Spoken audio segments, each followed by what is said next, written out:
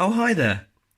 Sorry to interrupt what is sure to be an incredible podcast experience, but we have bagged ourselves a copy of Tony Wood's new book. Remember Tony Wood, the author of Procrastinate? Well, he's got a new book coming out called Coping Mechanism, and it's amazing. And we've pre-ordered a copy for one of you, the listeners.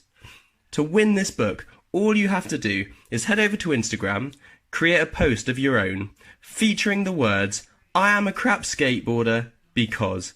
Fill in the gaps, tag us in the post, and then we'll pick one of you to win the book. Well, what you waiting for? Head over to Instagram and get involved.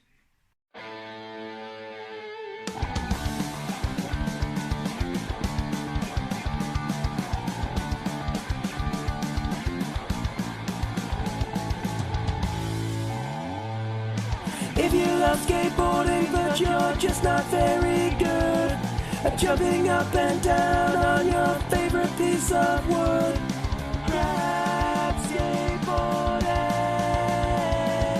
grab skateboarding podcast.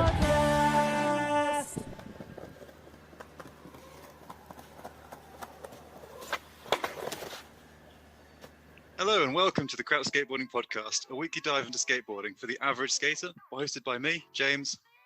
And me, Jack. In this podcast, two distinctly average skaters chat to skaters from all around the UK who represent a huge range of different aspects of our chosen sport, from the weird and wonderful and the truly talented.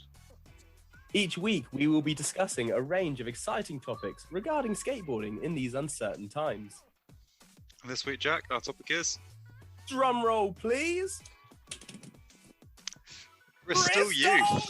Youth! And we are joined. I should have done a Bristol accent, shouldn't I? Dear me. Emphasis on the youth, though. That was quite good. Bristol Youth! Bristol Youth. Bristol Youth. And we are joined this week. We are joined this week by I'm gonna have to get rid of all of this. We are joined this week by a youth worker from the Bristol YOU Foundation, Rob Sharp. Hi, Rob. Hello. How you doing? You okay? Hello. Yeah, Mate. golden. Glad to have you on. Thanks for coming on.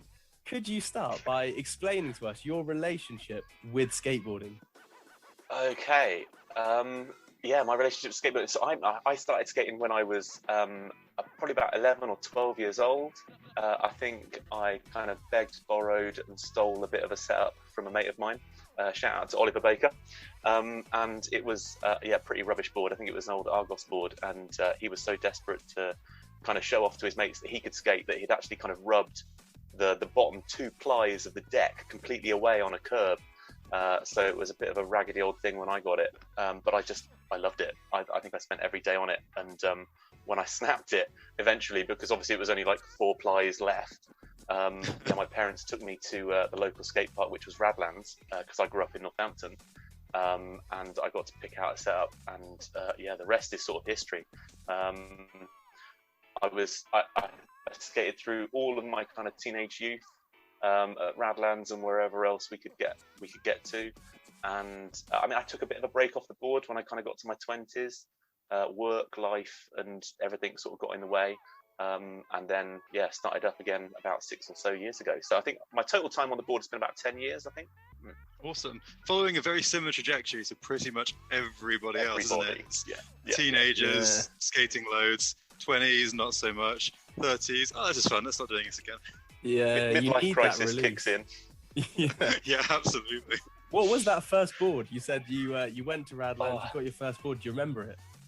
I do, and do you know what? I've looked everywhere for it. It's I think it's kind of like it was a limited or a promo deck.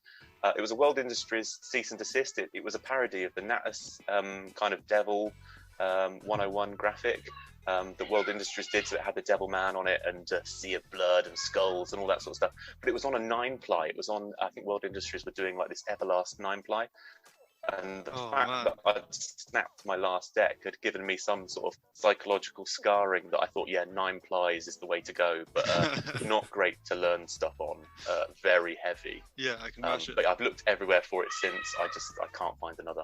It would be my holy grail if I found it. Oh man, World Industries boards. That was my first chosen board as well as a World Industries board, and it was very similar. It was a poker one, where they're playing poker, and I skated that to the point, and Jack can sort of vouch for this, where normally you've got the tail. I skated it to the point where there was neither a tail nor a nose left. There wasn't even any concave left. You'd gone right down. It was just bolts and the board. Yeah, like sharp bit sticking out the edge.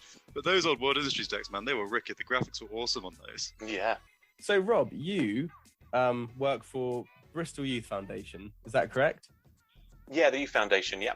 Amazing. And tell us a bit about that. Yeah. Okay, so about 15 years ago, I think I got the job as the manager of the youth project, and at that time we were running out of a church building, and we kind of ran youth clubs and stuff from there.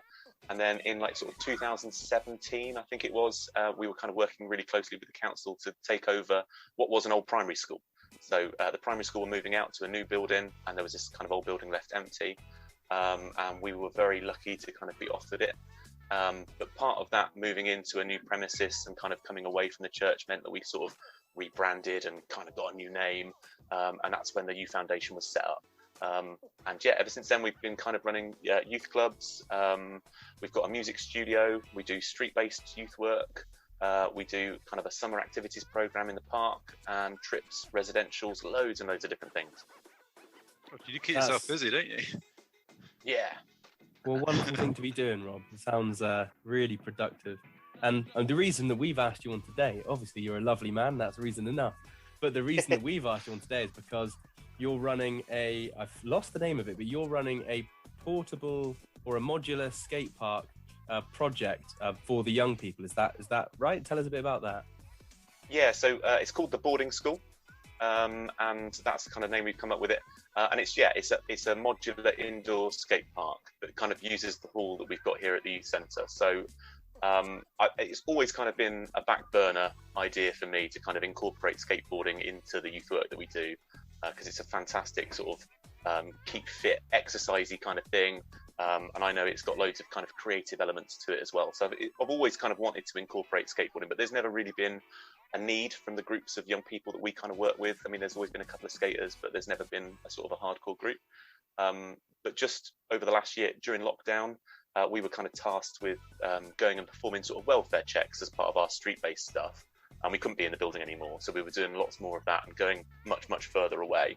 And we were just seeing skateboarders everywhere. It just seemed that, every young person had kind of picked up a skateboard deck and was, learning how to skateboard. So that's kind of where it all started to come from, really. We started doing consultations with groups that we saw regularly, what kind of thing they would like, what kind of ramps they would like, what kind of setup. And it's all just kind of like grown from there, really. Yeah.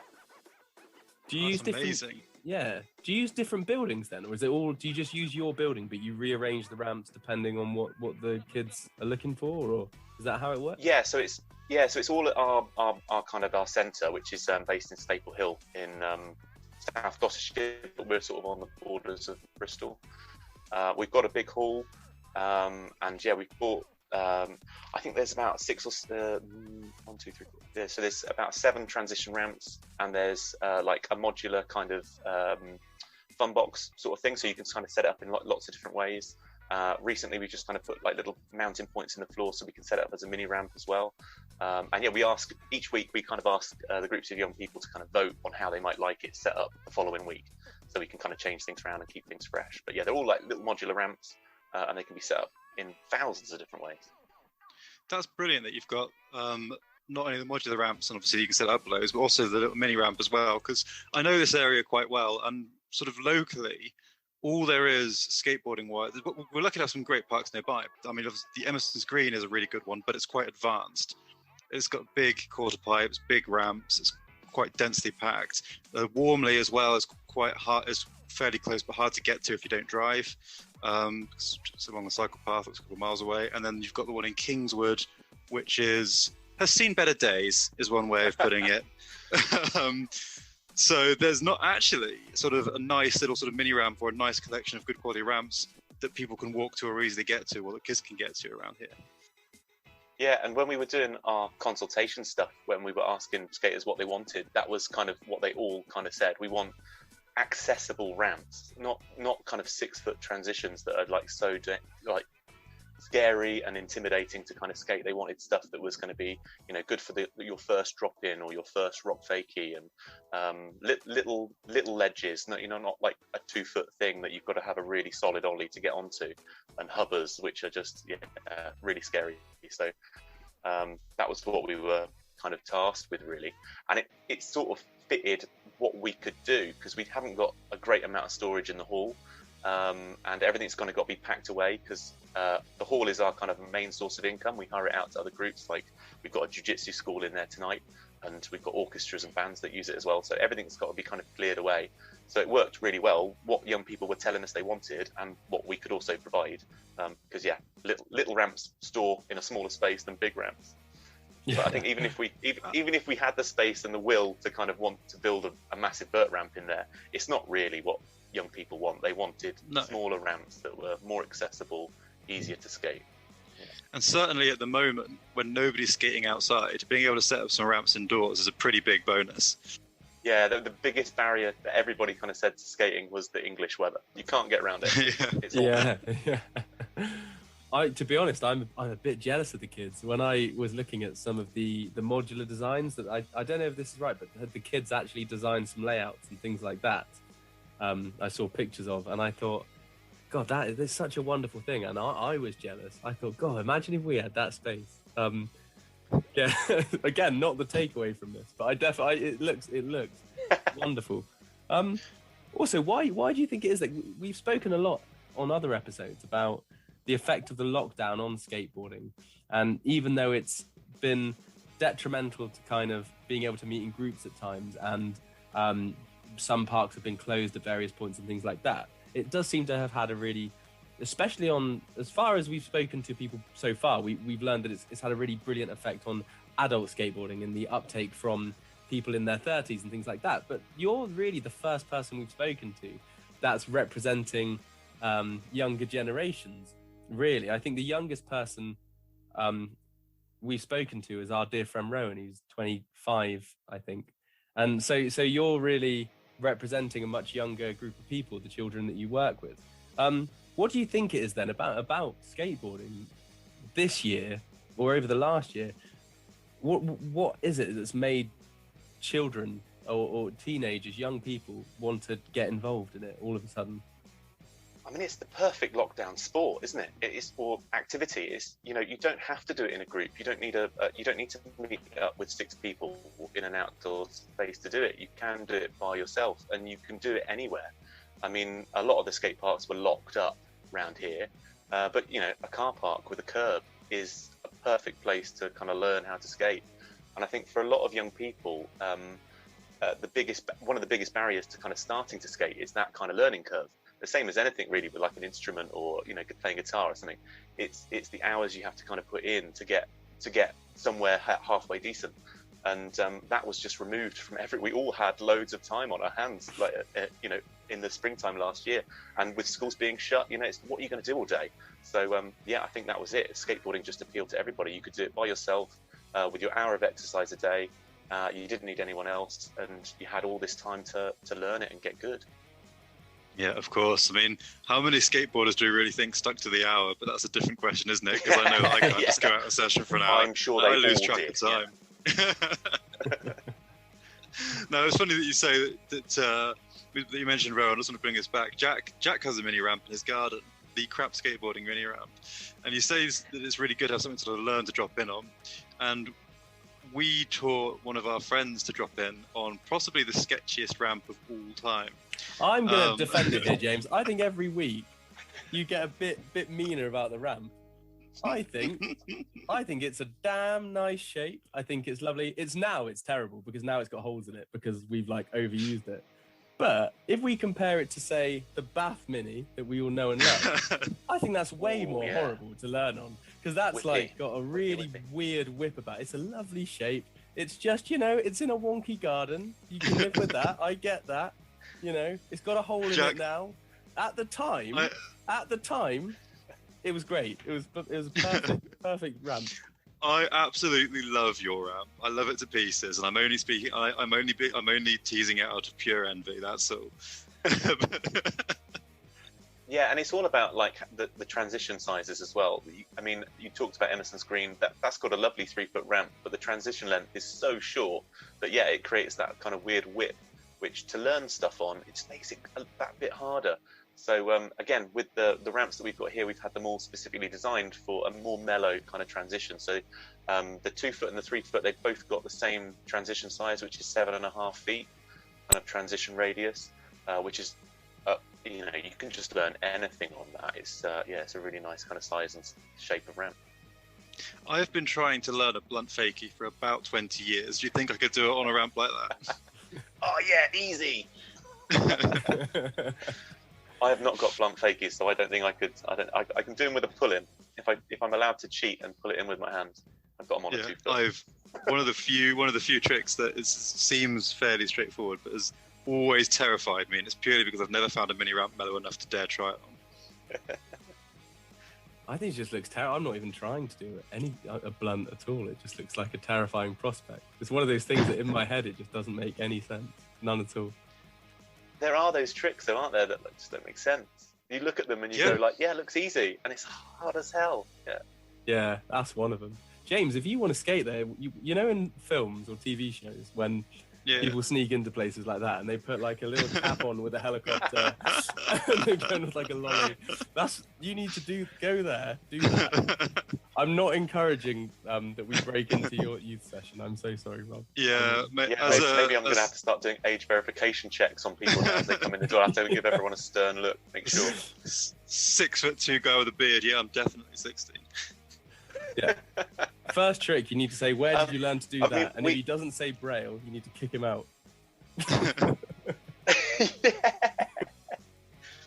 Well, we've got sessions for young people, and we're doing 2 sessions a week at the boarding school at the moment. But we're hoping, I mean, on a Monday night we've just introduced kind of an older age, so we're doing 18 plus from a certain time on a Monday. I can't remember what the time is. I think it's like 9 o'clock. And then in the future, in about June-ish time, we'll kind of open it up a little bit more commercially on a Sunday, so we can have much younger kids, sort of like 7, 8, and 9-year-olds. So it'll be available for them to use, and then we hope to kind of have some kind of silver surfer sessions as well, some 30s plus sessions. So yeah, look out for those. But yeah, that sounds great. A nice little money maker too, in terms of possibly bringing money in, like you said. As things start to to help fund and subsidise the youth work we do. Yeah, that was the idea. Speaking of which, how did you go about getting funding for this? Because obviously this is something that skateboarding is something that to us, as people who know it and love it, go, yeah, that's a really good idea. But to a lot of people who might be very positive and proactive about sort of a lot of youth work, but not necessarily so clued into skateboarding, how did you go about going, this is a worthwhile use of funding money, it's a worthwhile use of investment? How did that go? I'm not sure I made a very good argument for it being worthwhile use of funding, but it all kind of starts with your ability to demonstrate the need. If you can say there's this number of people locally that are all into this thing and they all want this thing and they can't do it elsewhere, so a really good kind of consultation. I know that kind of sounds a bit dull, it is a bit boring, but yeah, getting out there and asking people, what do you want, why do you want it, and why can't you do it somewhere else? And the answers of that sort of thing from surveys and from consultations is like gold to a fundraiser, and that's what they want to hear. And you're going to have to demonstrate the need before you're going to get anyone to give you any money. And it's I suppose it's how well you can do that. And over the last year, we just saw so many skaters, and it's just kind of exploded in popularity. The Olympics, I think, helped us lots as well. Lots of people kind of tuning into that sort of language about it becoming an Olympic sport. And there not being as many indoor places to do it, and weather being a big barrier to it. So, funders could really kind of, latch onto those kind of simple talking points.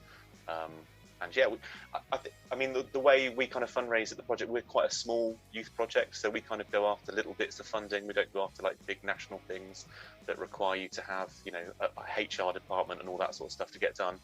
So we kind of go after little pots. And we got a couple of little pots come in, so we thought, okay, we can buy the ramps now. And then we're hoping to get a couple more little pots in to kind of employ some skateboard coaches and do some coaching sessions and all that sort of stuff. So we're hoping to kind of grow it slowly. Awesome. So how did you choose the ramps? Is there a manufacturer that had set modular designs that you'd already selected, or did you get them custom made? Like, how did you find them? Originally, I was looking at a Californian company called Fresh Park. They make these kind of like steel frame folding ramps, and we thought that was going to be the best fit because it would all kind of fold up really, really small on a little trolley. But getting it shipped over from the US was so expensive with tax and all the rest of it that we just thought, okay, let's see what we can kind of do locally. We approached a couple of like steel fabricators to kind of see how much they would charge to kind of build us some skeletons, but it was just ridiculous amounts of money. So we were a bit kind of scratching our head. I went to, I've got to do a shout out to Transcend Skatepark, who are in Weston-super-Mare. They're kind of like a youth project that pop up at half terms and stuff, and they've got modular ramps that they kind of move around on trailers. And I went and that guy gave me loads of time kind of chatting with me about where he got his ramps from, and it's all kind of they borrow steel off eBay and wherever you can find people kind of getting rid of this stuff. And yeah, so through kind of conversations with him, we were kind of looking at a couple of things, but just as we were kind of going through all those conversations, that's kind of when the lockdown kind of came along, so everything kind of paused. And there were lots of companies that just started popping up on my Insta feed, making home build kits, A1 skate ramps and 414 skate parks. They all started doing these kind of like flat pack things that you can then build at home. And they started appearing everywhere. Yeah. It's flashed up. I noticed. It's a lockdown thing again. Everyone wanted a ramp in their garden. That algorithm, man, honestly. Yes, it knows us too well. Yeah, have a ramp. And it was just through that. There's a local skate park to us here called Campus. Shout out to Campus as well. They've got a skate park that was built in an old youth centre, so I kind of knew that. And a guy that was kind of involved in that, Dan Lacey, he was helping us as well. And he kind of put us onto Fearless ramps because they were the company that originally built Campus in Winterbourne. And they'd just started doing this modular driveway design, and they had some, sort of little home build ramp kits. So in conversations with them, we just kind of came up with a wish list of all the stuff we could have.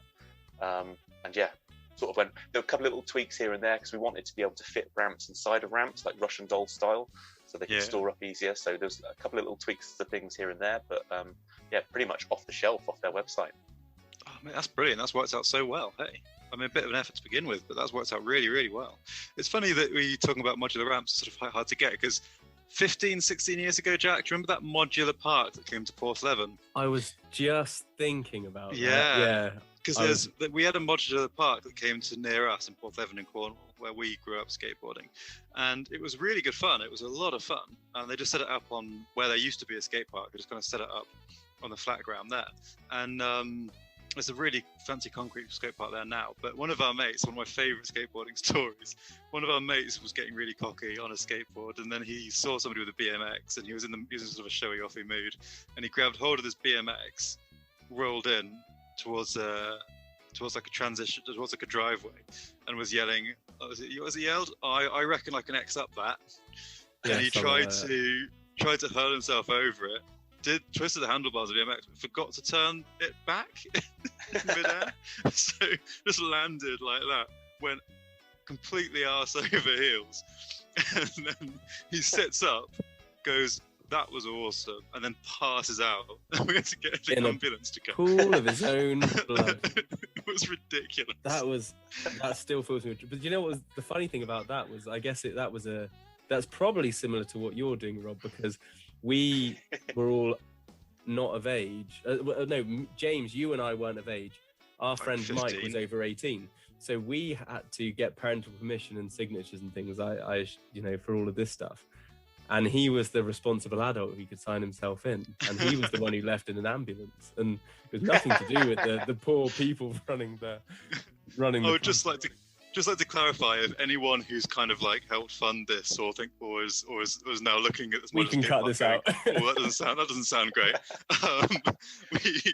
That was very much an isolated incident, and 99% of all the tricks were done safely. Do you know what we don't talk about enough though? Is that actually we as skateboarders like to celebrate our failings a little bit, particularly as the crap skateboarders. We're happy to talk about. I prefer a slam to a make. I have to there say, you go, yeah. a really good slam. Totally. A really good slam, yeah. It's way better and than the fact you can get up. But I guess to someone on the outside, that might seem like awful. But actually, it's a bit perverse, isn't it? It is perverse. But similarly, for years, I'm assuming it's been probably easier to get funding or support for things. And I grew up playing rugby in Cornwall as a kid as well, before I sort of left that world behind, probably because of skateboarding to some extent. But that stuff has traditionally probably been easier to get funding for. Football teams, rugby teams, you know, kind of team-based sport activities for children is probably, but I until that point, James, and that only happened once, and maybe that's why, because of the Michael story, but in our childhood down in Cornwall, I don't think we were ever catered for in that same way as skateboarders. I think the church put on a skate competition once, didn't they? Oh yeah, didn't you win? I won. Oh, I think the church put on a skate competition, yeah. if I remember correctly. I think I did really well in that. How can I bring this up in every conversation I have? Yeah, it's my one achievement from 20 years ago. I will, you know, bring that out at every opportunity. So yeah, I was just going to say that. Yeah, that's one of the like sort of big changes I think that's happened in youth work since I've been doing it. Really, is that when I started, it was all about being sort of everything to everybody and just little taster sessions and everybody kind of trying things out. And yeah, now it sort of seems a lot more kind of focused on set activities, and there being, you know, this is what it's about. There's lots of kind of clubs for dance or for this or for that, jiu-jitsu or for you know, martial arts, all those sorts of, everything's kind of like way more niche now. So yeah, that's where the boarding school's coming from as well. I'm not very good at football. Those aren't things that I can offer, but yeah, skate school, amen, sign us up. Yeah, absolutely. So tell us a little bit about the young people that you do work with. Do you work with certain groups, or is it kind of anyone can approach you and come to it? Do you advertise sessions, or is it how do these young people end up at the boarding school mostly? Is there like one? Yeah, so it's like we do a lot of street-based work where we just kind of walk around, backpack on our backs, and kind of talk to young people wherever they are. So yeah, all the way through the lockdown, that was kind of what we were doing, and we were kind of going further and further away. So yeah, that's the kind of the main way I think young people kind of find out about us. We did loads of promo, which again, kind of Dan Lacey helped me with the boarding school. We kind of got in some of the local papers near to here, and Bristol 24/7 and stuff ran articles on us. So that was another way. But yeah, it's open to anybody. We've got a booking system on our website, so young people just kind of go along to that and they book in a session. And it's great because I think a lot of the young people, it's a lot of the same faces each week, which is really good to kind of see them coming back. In our kind of 11 to 15 session, we've got one kid that kind of, he's getting milestone tricks every time he comes. He's like, his first drop-in was like our first evening we were open. He kind of got that on the first session. And then the next week he was getting rock fakies, and then the week after that, tail stalls and rock rolls. So it's amazing to see kind of that the younger crowd kind of coming in and just, like learning so much. And what's really interesting about those sessions is actually there's more young girls that attend than young guys. We're sort of 60-40 with young girls kind of starting skateboarding, which, you know, skateboarding's always been a really male-dominated sport, but it seems in this new generation that's coming up, there's more young girls, which is great. And then we run our 15 to 18 session, and they don't need quite as much kind of trick tips from me. It's very much the other way round. I'm getting trick tips from them. And the session just goes off. I'm just knackered. By the end of the night, sort of 10 o'clock, I am absolutely wasted. So tired. That was my next question. So you're skating too at these sessions when you're at work? Yeah. For sure. Yeah, got to. Yeah, so the 11 to 15 session is like manic. Everyone's kind of like, you know, how do I do this? How do I do that? I want to do this. I want to do that. And it's just crazy kind of running around and setting stuff up. And then, the 15 to 18 session, it just goes off. So everyone's just kind of like sessioning one thing. And we're all trying to, wall rides was the thing on Monday night. So we're all trying to get wall rides and who can get the furthest up our cupboard doors. Before breaking them. And then they all sod off. It's good that you own the building, isn't it? Yeah, it's good, yeah. And then they all sod off, and I've got to pack all the ramps away. I've got to put them all inside each other and lift them all up onto the trolleys and everything else. So, I am, at the end of the night, I know I've earned my money on a Monday. I've earned my money. Have you learned anything new from this? Have you learned any new tricks from this, or been inspired to try anything new?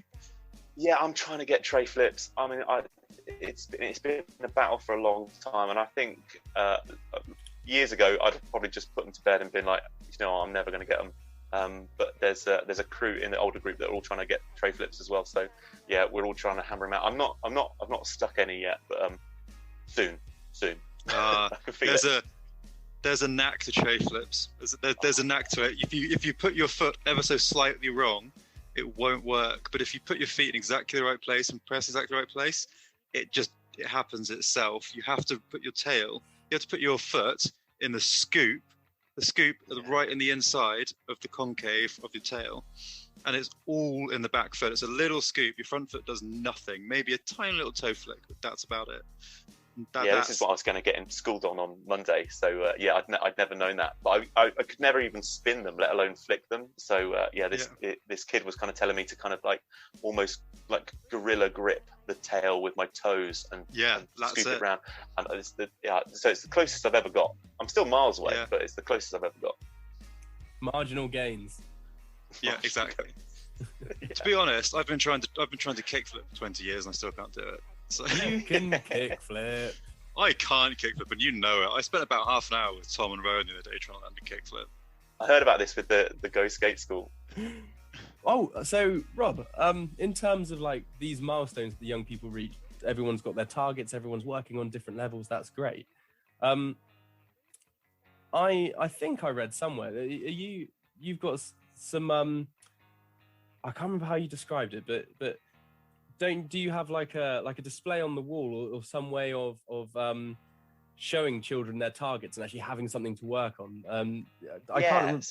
Explain that. We've got some challenge levels, and it's a printed poster. The idea is not mine. It's not original. I've nicked it off Mount Hawke. If you go to Mount Hawke in Cornwall, they've got these printed decks up on the wall with challenge levels on them, just like sort of basic ways of kind of getting into like the first kind of tricks you'll ever learn, like the hop up onto a skateboard, like with it upside down on your toes, that sort of thing, all the way up to kind of ollieing off a curb or ollieing up a curb.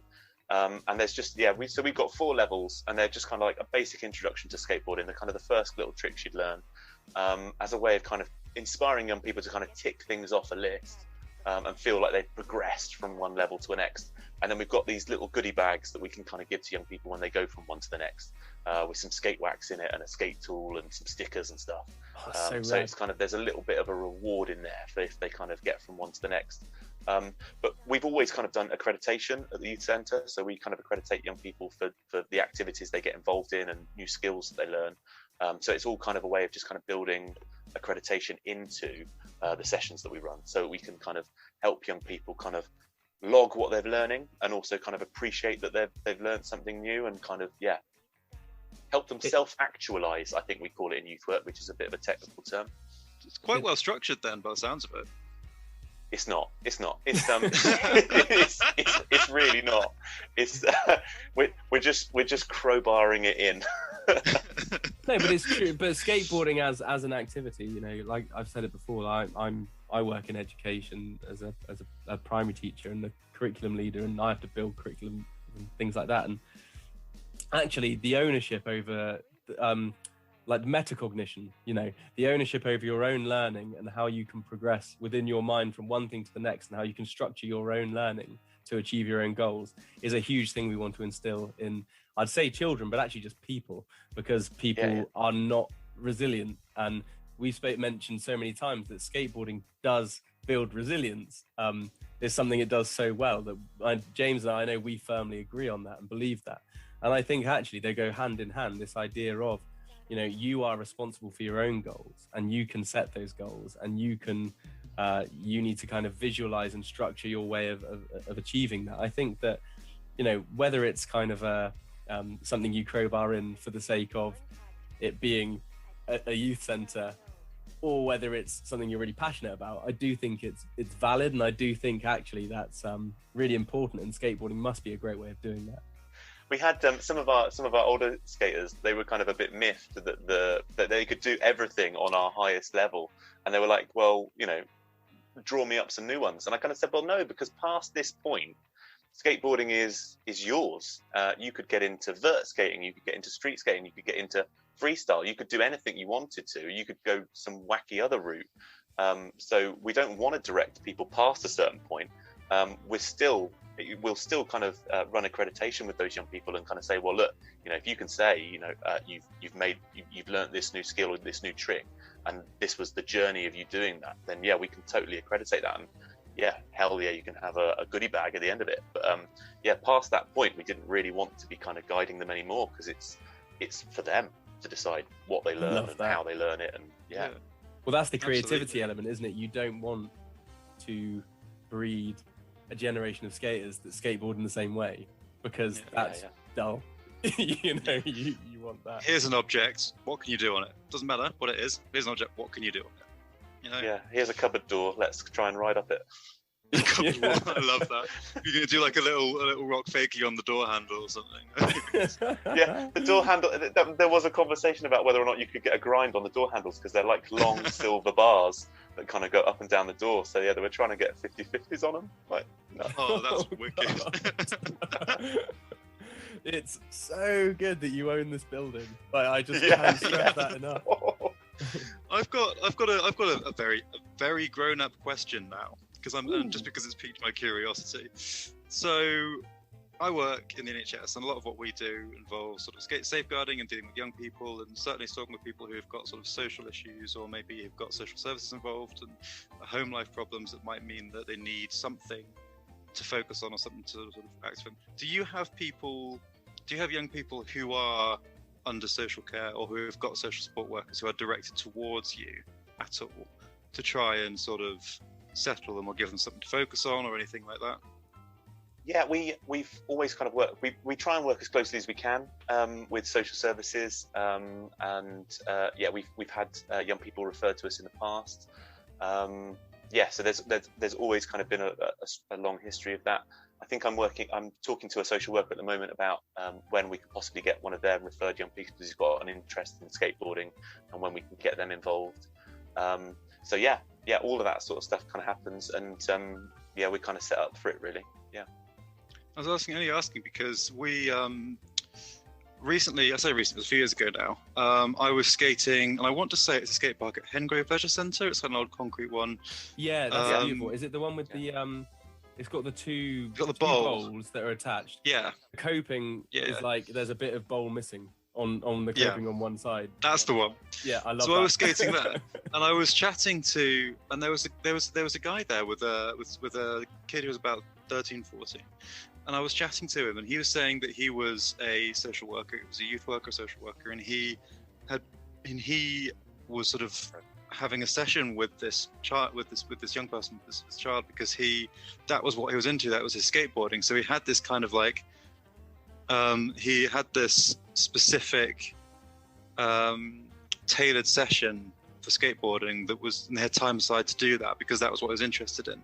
And that was the first time I'd ever come across this sort of concept of using skateboarding in a social care environment. And I remember it was a long time ago, so I was like, what was chatted about? But that was why I asked the question, just because it reminded me of that particular incident. And it's a really nice bloke, and the kid was having a great time. It makes sense though, right? Because as adults, I'm speaking now on your behalf, Rob, so apologies, tell me if this isn't true. But I know that I definitely use skateboarding to, it's like my zen. I probably use it for my own mental health benefits. That's one of the best things about it, actually, is that it really gets out all of that excess energy that I don't probably have a place to put elsewhere. And it really makes you knackered, it makes you tired, and it really, I think that the mental health benefits of skateboarding, it's good for the body and for the mind. And I think that we've known that for years. Like, everyone who loves skateboarding knows how beneficial it can be in helping you to switch off and focus on something, and have that tunnel vision. But I think it is time the wider world learned of that. I feel like we've got this secret that it is this brilliant thing for your mental health that so many people could benefit from. Yeah, for sure. It works out a lot of my demons, I think. Yeah, it's great as a way of kind of getting out pent up aggression for all. I mean, all exercise is great for mental health. But yeah, it's that clarity. It's the kind, you can't really focus on anything else when you're kind of hurtling towards a ledge that's got a razor sharp edge on it. You can't really think about what all the other problems.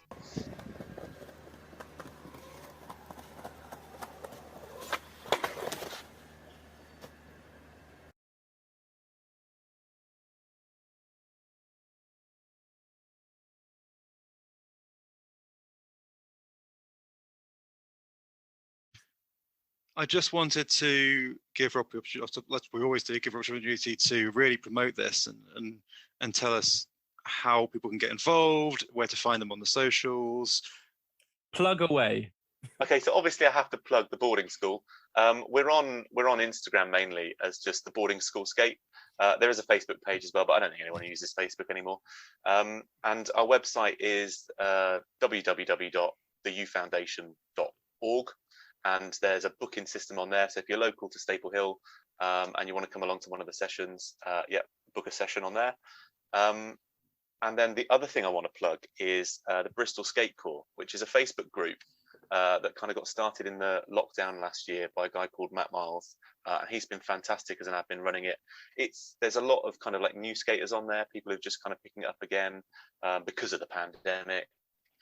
And it's just been a great way to kind of meet people, set sessions up at skate parks, and get ourselves organized. And there's like loads of friendly advice and all that kind of tips and knowledge and wisdom that kind of gets put on there. But if anyone's listening from elsewhere in the country that's like too far away from Bristol, is again just kind of like search Facebook for local Facebook groups around skateboarding, because it's a great way to kind of meet people who are at the same level as you, or can push you a little bit further, or give you tips and advice. So Rob, I'm in the Bristol Skate Corps, and let us know next time you illegally or not you're supposed to be using your thing. I'm going to cut this bit out. So I'm not busting you. It's fine. But If you love skateboarding but you're just not very good at jumping up and down on your favorite piece of wood,